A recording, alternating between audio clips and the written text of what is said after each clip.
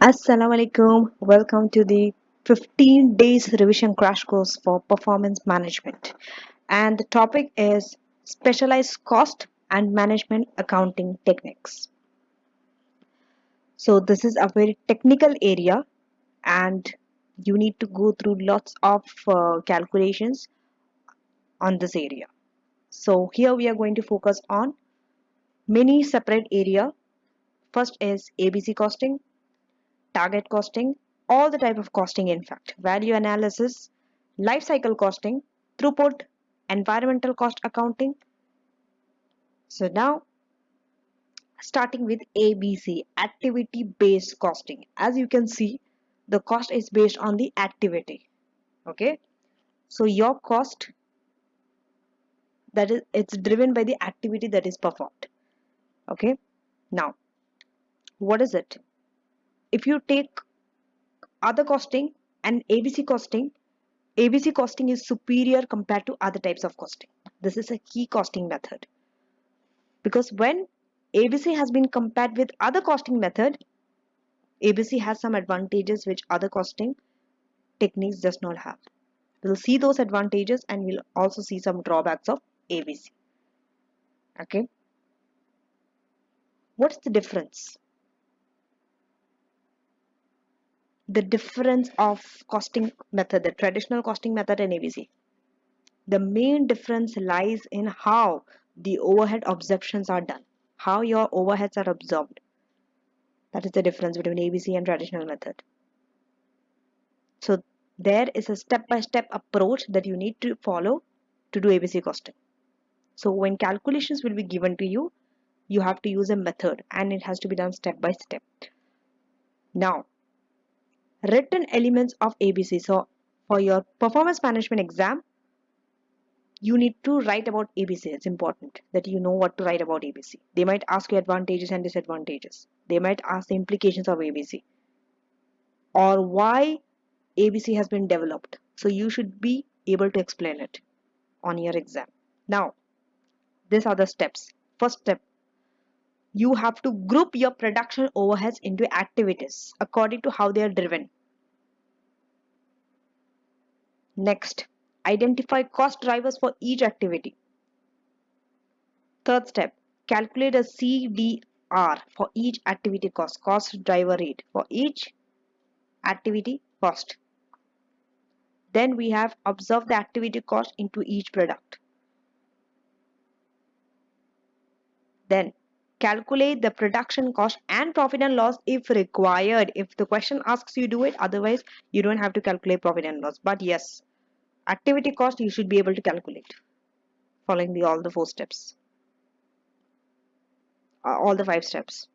Okay, up to the production cost you should be able to calculate. Profit and loss if they ask you, yes, because you deduct the production cost from your sales and that's how you find the profit. Now, advantages of ABC. First advantage, costs are very realistic. It makes sense, right? If activity has been performed, then only there will be a cost. If no activity, no cost. Okay, so costs are more realistic. Next, you will get a better insight into the cost driver. So if you know what exactly where exactly what is exactly driving the cost, you can control your cost better. Third step, when overhead costs are significant portion of your total cost, ABC is very useful because I told you overhead costs are absorbed based on the activity that it is performed. Then ABC recognizes that overhead costs are not all related to production and sales volume. ABC recognizes that, not any other traditional costing method. ABC can be applied to all overhead costs, not just production overhead, which is good. And it can be used in service costing also. So you can use it for product, you can use it for service also if you want to find out the cost of the service. ABC is very useful. Then we have disadvantages, or you can say criticism. That is, it is impossible to allocate all overhead cost to specific activity. It's not possible. You cannot say exactly because of this activity only this other cost. Sometimes that cost might be from some other area which you might not be able to identify directly. Next, you have to allocate a cost driver to the activity, right? Sometimes that allocation might be inappropriate and it might not be clear cut also. Then in practice, ABC can be more complex and it's even more difficult to explain it to the stakeholders also. Whoever is exercising that costing. Benefits of ABC might not justify the cost. Maybe the cost might be more. And ABC will be of limited benefit if overhead costs are only a small portion of your total cost. Or even if it is overhead costs are primarily volume related based on your volume. Then also ABC cost is of little value. So if your overhead costs are of a greater portion of your total cost, then it makes sense use ABC costing. Otherwise, ABC is not benefit. It will not give you the benefit. What are the implications? Pricing. First implication ABC costing has is on your pricing. It makes your pricing more better. Why? Because you will be having more realistic cost. That means you can improve your cost plus pricing. So if you can improve your cost means you can improve your pricing also. You can be more competitive now. Next, sales strategy. It can have an impact on your sales strategy because now you can drive your control your cost better. That means you can have more realistic margins.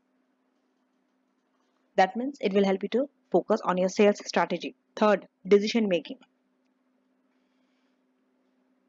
So you can research and you can develop those products which has a better margin rather than just making any product and service.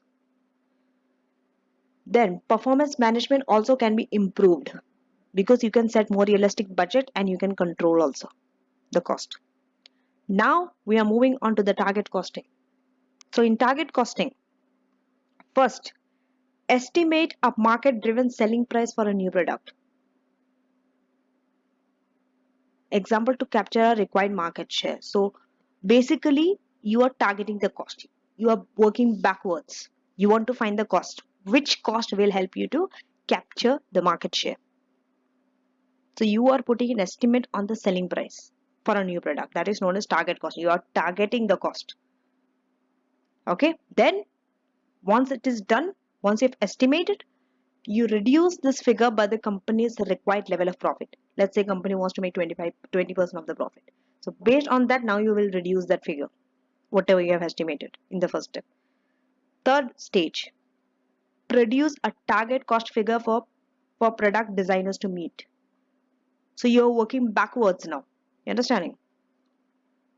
Earlier, what do? We calculate cost, deduct it from our revenue and find the profit. Now we already know the revenue and let's say required level of profit also will be given. We are working backwards to know what should be the cost to achieve this level of profit.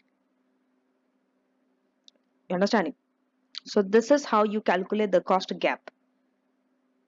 Okay, that is estimated product cost minus target cost. You must have estimated some cost. Okay, and your target cost will be something else.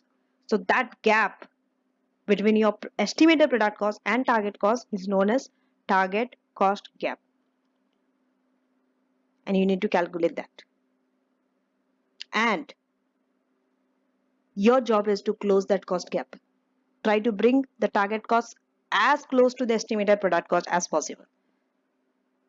Wider the gap, it's not good. Closer the gap, it's better. So you can do this through value analysis, which we are going to go through later on. Or we can say functional analysis or value engineering. You name it whatever you want. Okay.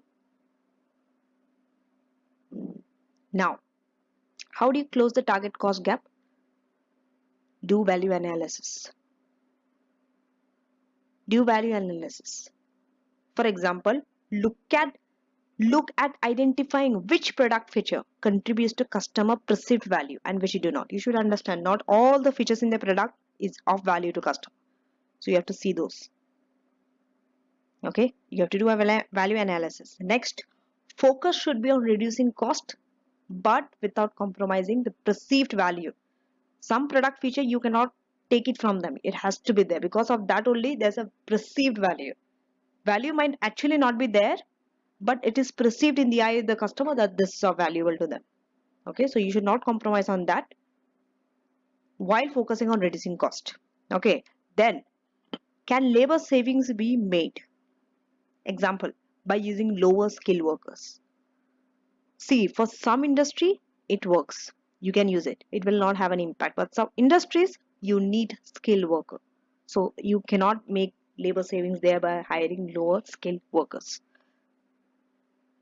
And especially, let's say, if you are in the service industry, you need highly skilled workers there. Okay. Then next question. Can productivity be improved? Example, by improving motivation.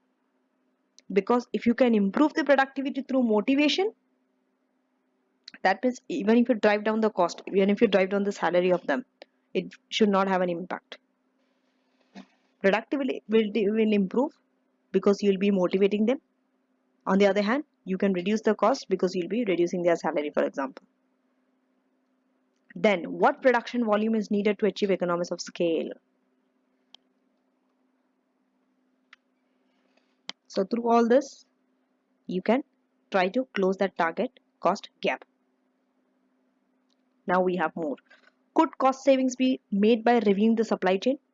Sometimes you can save the cost. Maybe there are some costs that are lying in your supply chain, the way it is handled, your logistics. Next, can you eliminate any material? Let's say some packing materials you might cut down, okay, which is unnecessary, which is not giving any value. Okay. Can a cheaper material be substituted without affecting quality? Can a part assembled components be bought in or bought in to save on assembly time? Can the incidence of cost drivers be reduced? Okay. Now, implications of target costing. Implication again, how we had for ABC, some implications of target costing also we have on pricing. Here, the pricing will be more realistic if you take it in terms of customer demand. It will be more realistic because your pricing is based on more realistic cost, because that cost you have calculated based on what? Based on when you have reduced the cost, and you have reduced the cost not in all the area, only on those area where it will not affect the perceived value. So without affecting the quality, without affecting the value, you are driving down the cost, and based on that you are putting a price. So it's more realistic, no, based on customer demand, because customer also wants lower price. So if your costs are low, prices also will be lower. So you see, pricing will be more realistic rather than unnecessarily charging very high price where demand is not so much. Cost control. This helps the managers to motivate to save cost. They'll find new ways of saving cost. Performance management.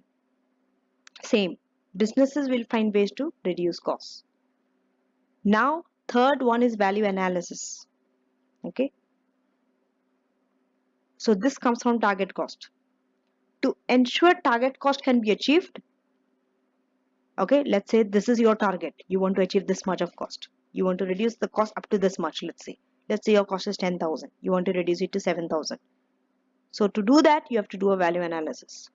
That means you have to find out what is of value, what is of not value. Because something is of valuable, you cannot reduce it. You cannot reduce the cost from that area. You have to reduce the cost from those area where value is not so much. I mean, it's not giving any value addition. That's why we have to do value analysis. Okay, to identify unnecessary costs that you can eliminate. Now, there are some value attached to it. Okay, there are some elements. One is cost value. So, when a good and services are valued, okay, that value comes from different areas. One is cost value.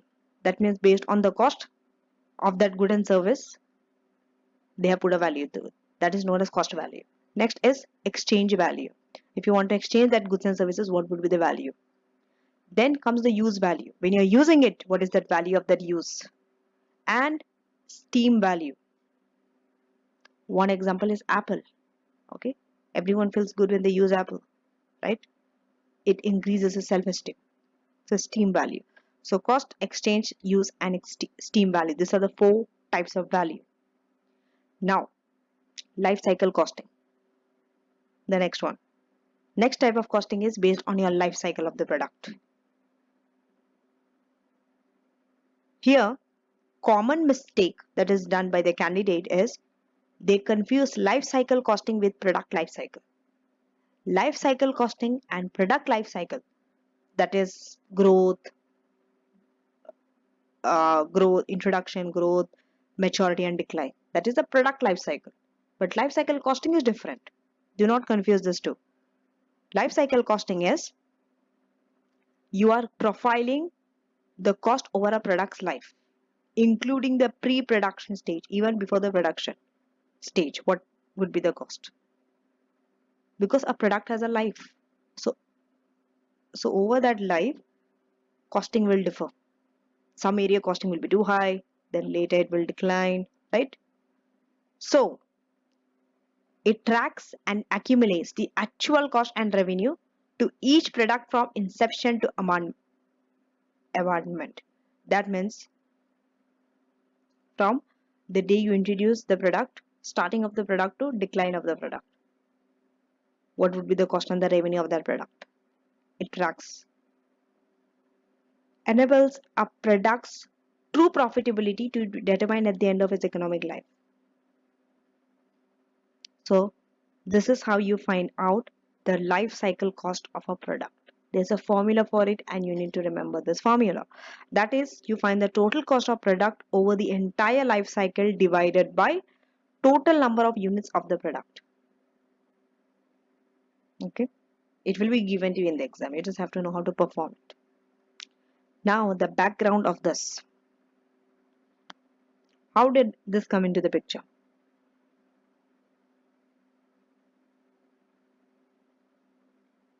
See, if you see when a product is introduced, right? At the initial stages, cost is very high. Revenue might be zero. You might not incur revenue at that stage. That is known as pre-production. So cost is very high. So in order for the accounting system to capture that, okay, they have introduced this life cycle costing. So that is more in line with the accounting system. Okay, because revenue might come later on, but the cost is very high. That's why there's a term known as life cycle costing which came into the picture. So now it will compare the revenue with all the costs incurred throughout the life cycle. Otherwise, it will show an incorrect picture, no? Because see, let's say for 3 years you have been making losses. Cost, no revenue. So no one will be thinking positive about that product. They might shut down or they might sell off the product. They might not invest in that. Because all they are saying is cost. They are not seeing any revenue. But if they compare the revenue over the life of the product, like the cost of that product over the life, then it makes more sense. Because then revenue comes creeping later on. So then you compare that with the cost throughout, not just in the first few years. First few years it will be very high. Then cost drops down. Then revenue keeps growing. Cost goes down, revenue keeps coming up, goes up. So if that increment in revenue is higher than that falling down of cost, it's good. Okay. Now, traditional costing method. If you use traditional costing system for this type of scenario, what happens? It will give you a misleading impression, right? It will show zero profit or low profit and high cost in the first few years. So life cycle costing adjusts that misleading impression by taking into account the life cycle of the product. Now, again implication is on the pricing. So rather than just focusing of the cost for the current period, they will take the total life cycle cost. So it will help you to price also your product better. Decision making. So if you want to decide whether you have to make a product or sell a product or service, you see the timetable of life cycle of that product rather than just looking at the current period cost, high cost. So you will know at what time you are actually recovering from that cost, what time of the year, through that timetable, through that life cycle. Okay. And also you can see what cost needs to be allocated to a product. Remember, if all cost cannot be recovered, okay, if you see that in all the years you are making losses, you're only cost, no revenue. Even if revenue is coming very little, you're not able to recover your cost. It is wise not to go ahead with the product. You will get an idea. Then comes performance management control. Life cycle costing reinforces the importance of light control over locked in cost. Sorry, not light control, tight control. I'm sorry, tight control. Such as R&D in the development stage. See, some costs are locked in. There is no going back. Once you have incurred it, it's gone. For example, whatever you have invested in the research and development stage, you're not going to recover it back. It's gone. So that's why before going ahead with R&D, you have to be very, very sure that you are going to recover this amount later on. If you're not, then you don't invest in. That's why it's known as locked in cost. Something it's locked in. Okay. So, and you need to have a very tight control over this area because there is no surety that you can recover. Most of the time, you don't recover this. It's wasted. Like it's once it is spent, it is spent. You don't recover it back. That's why tight control is required here. So to do that, life cycle costing is very valuable because it looks at the life cycle of the product. And it will help you whether you have to go ahead to invest in the product or service or no. Then performance management reporting. So life cycle causes traces so many stages of that product. For example, R&D stage, then design, then production setup, marketing, customer service. So they will see all this cost over the entire life cycle. And then they will compare product revenue that is generated in the later period. So they will compare this cost with that revenue. If that revenue is greater than this cost that have been incurred initially, it makes sense to incur that cost. So it's advisable to incur the cost because revenue generated later on will be greater.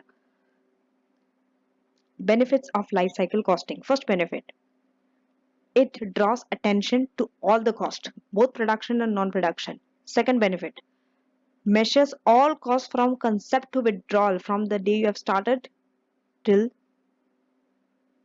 the product is out of the market. All the cost. Third, drives cost focused decisions at the decision stage. So it looks at the design stage, whether you have to go ahead or not. So this is more on long term. You're focusing on the long term. It's more sustainable, no? You're just not looking at today's gain or current year cost and deciding to withdraw the product. No, no, no, no. You are focusing on the long term. Even if you think that this product is innovative, creative, it can drive you huge revenue later on in the future, it makes sense to incur some cost for few years before you start generating revenue. It's more sustainable. Okay. Then management can make better decisions for pricing, design, and product.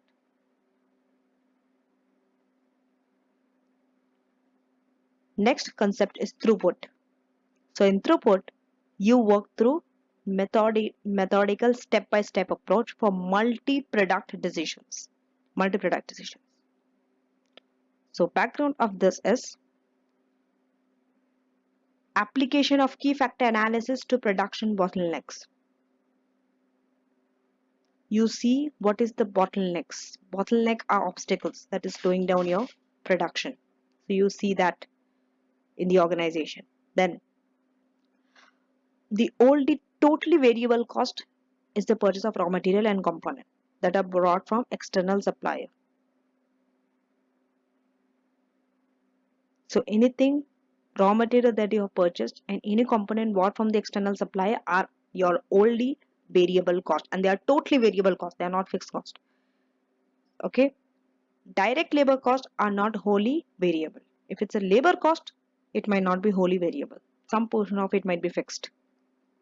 For example, if you're paying salary and all, irrespective of whether they work or not. Criticism. This concentrates on the short term, the throughput. So for long term, it will be difficult to apply. Then, in the long term, activity-based costing will be more appropriate than throughput. Now we are coming to the steps. First step, you have to determine the limiting factor. You have to know what is that resource that is of limiting factor, that is limiting. It could be your labor hours, it could be your machinery hours, okay, anything. Bottleneck resource. 2. For each product, calculate the throughput per unit. So you do like this, revenue minus raw material cost. 3. For each product, calculate the throughput per unit of the limiting factor. Then rank in order. Okay. Make sure that from revision kit, you should be able to do questions on this area. That's your job. But anyway, I have revision kit solutions also for PM that I've been uploading on a separate playlist, that is PM revision kit solutions. There you can see this. 5. Production plan. Based on that ranking, now see your resources will be scarce, okay? You don't have unlimited resources. Your resources are very limited, and when you have to allocate, you'll be allocating it based on your step 4, that is based on the rank, and in the most optimum way. Optimum is the best way, and this steps has to be followed in the order given: 1 2 3 4 5. Make sure you remember the 5 steps. Then we have throughput accounting ratio. The formula is throughput per hour of bottleneck resource divided by operating expenses per hour of bottleneck resource. So it's both per hour and per hour. How to improve the throughput accounting ratio? First, increase the sales price for each unit sold to increase the throughput per unit, or reduce the total operating expenses to reduce the cost per assembly hour. Either you can increase the sales price or you can reduce the expenses. You can improve the productivity also by reducing the time required to make each unit of product.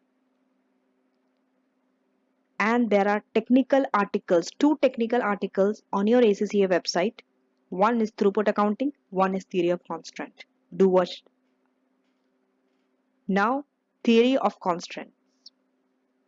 Okay. So first, you need to identify the system constraint. What is that thing that is constraint? What is that system? Next, you have to exploit the constraint. Then you have to subordinate everything else and elevate the constraint and return to step 1. You have to keep doing this. Now, environmental cost. So the next is environmental cost. This is easier because the word says environmental cost, so something to do with environmental only. It's easier. So here, all internal cost directly impacts on the company's income statement. Okay. So improve system. Okay. So these are the ways through which you can have these are your environmental cost, waste disposal cost, and if you are improving a system, that is also an environmental cost. Then product take back cost. You have decided to take the product because it's defect or something, anything like that, it's a cost for the company. Regulatory cost to comply with the rules, upfront cost, then back end cost, Then we have external cost. So all this previously that we have gone through are internal cost, internal to the organization. Okay, all this cost will have a direct impact on your income statement of the company. Regulatory costs, waste disposal costs, improved system for the company. But next set of costs are external cost. This can have an impact on the society at large, but not borne by the company. Even though company is the one who is generating this cost, more than the company is having an impact on the society. That is external cost. So environmental cost can be divided into internal and external cost. Okay, like carbon emissions, usage of energy, water, forest degradation, healthcare cost, social welfare cost, EMA. What is EMA? What is EMA?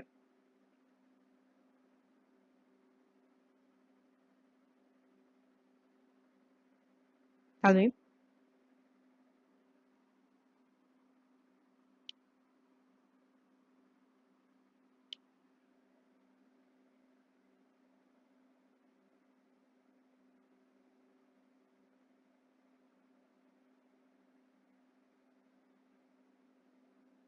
If you Google EMA, okay, it will give you.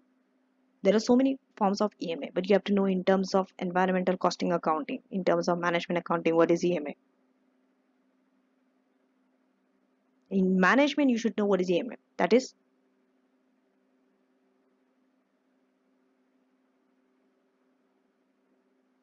environmental management accounting. Okay. The reason why I've told you is because if you Google it, it will show exponential moving average. There are so many things that stands for EMA. But the one for this context for PM, it is environmental management accounting. Okay.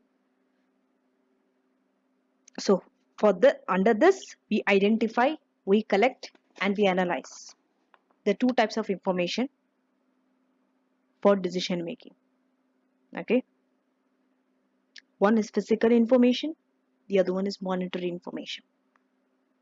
Physical information, for example, how much we have used, what is the density of the energy, of water, what is the waste. Monetary information will be what is the environmental related cost, what is the earnings, what is the savings. These are monetary information. Okay. Now, environmental cost. These are some environmental costs. It's very easy. Quickly, I can go through the list. Waste, water, energy, transport, travel, consumer raw materials. Now we are moving on to the reporting part of environmental. Internal reporting. Here we have three separate reporting. First, it categorizes the cost.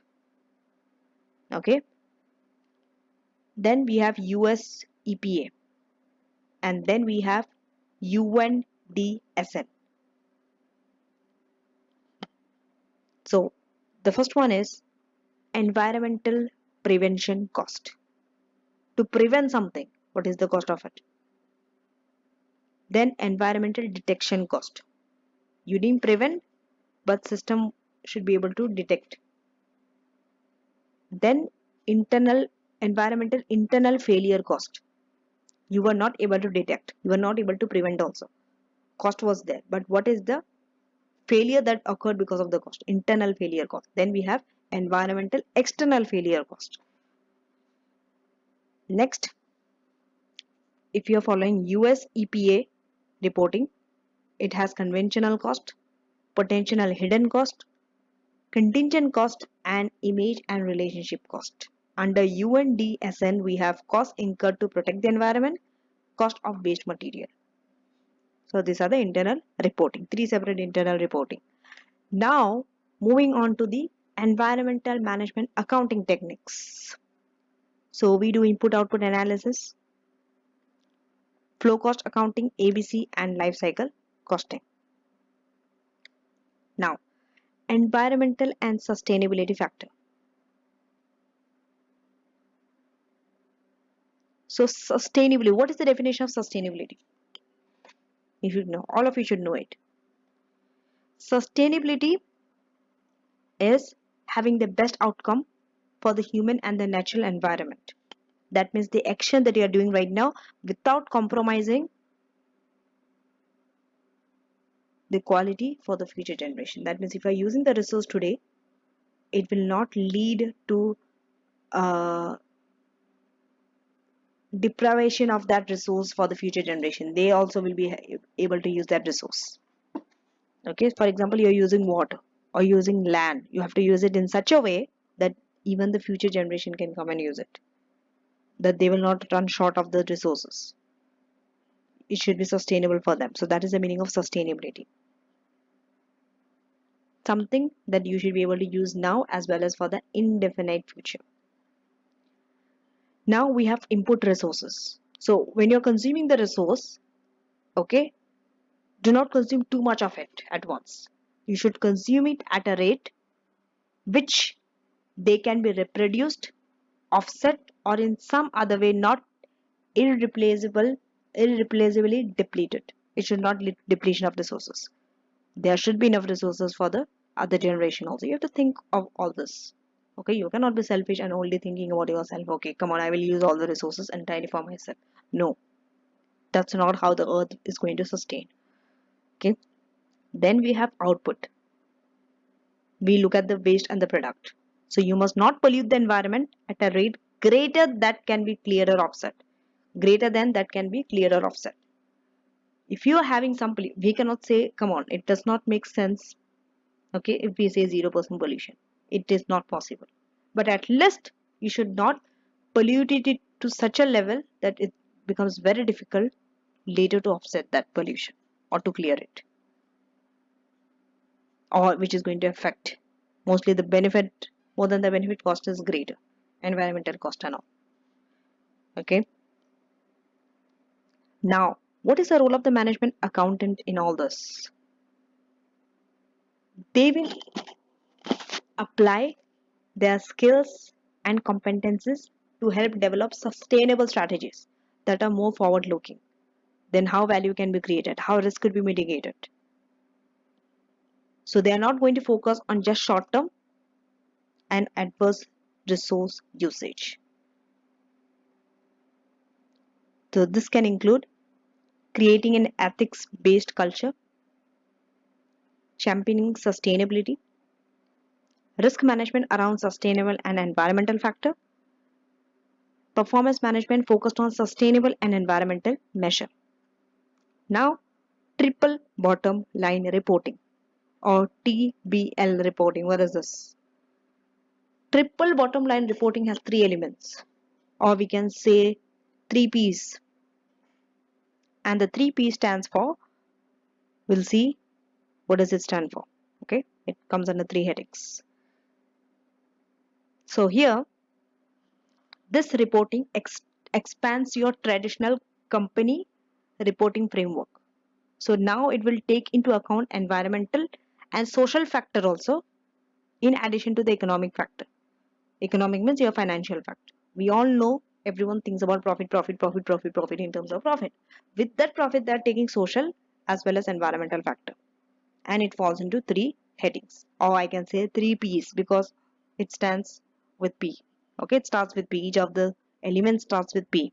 First one is planet. So the P that they have included is planet, which is environmental. Okay, focuses on environmental damage in order to reduce environmental damage. So you manage your resource consumption, energy resource usage, okay, reduce your ecological footprint. That should be the focus. That talks about first P, planet. What is the measure? Measures would be like you can see your consumption of electricity or fuel, or you can see how much water you have used, or how much pollution is created. You can see it in terms of percentage of resources that have been recycled. Next P is profit. This talks about financial aspect. Focus is on economic performance balanced with other two objectives. So your focus is on having profit but balancing the other two objectives. That is planet, and the other one is, what is the other one? people. People is the other one. The other P stands for people. So for profit, we'll see profitability as a measure. We can see taxes paid. Next is people. Focus is on, so this is the social element. Here, how much job is created, what is the average pay level that did it rise, then health and safety measure, and equality and diversity measure. So that's it for this lecture. Now we shall be focusing on the questions from your vision kit to be attempted from this area, and from objective case questions we have, that is your section B, Duff Company, Backley Hill, Abkhaiber PLC, Chemical Free Clean Company, Darask Company, Midhurst, Yum, Brick by Brick. So that's it, and thank you for watching, and don't forget to subscribe to my channel so that you get the notification of my latest video, and do watch the other playlist on performance management, that is revision kit solutions for your September 2023. I've not started with performance management lecture yet, but once I do, you'll be notified only and only if you subscribe to my channel. So do it right now.